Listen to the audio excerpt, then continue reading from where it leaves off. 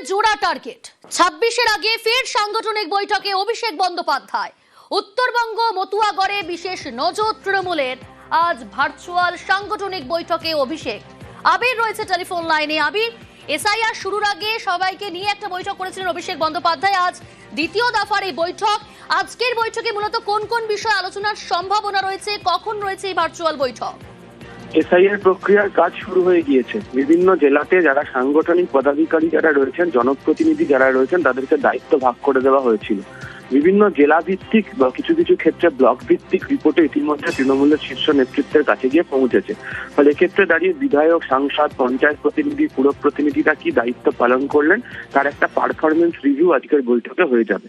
দ্বিতীয়ত হচ্ছে যে দ্বিতীয় দফার কর্মসূচি নিয়ে তৃণমূল কংগ্রেস পথে নামতে চলেছে। সেক্ষেত্রে দাঁড়িয়ে কি ভূমিকা তাদেরকে পালন করে তারা এগোবেন তারও একটা দিক নির্দেশ আজকের এই বৈঠক থেকে দেওয়া হবে।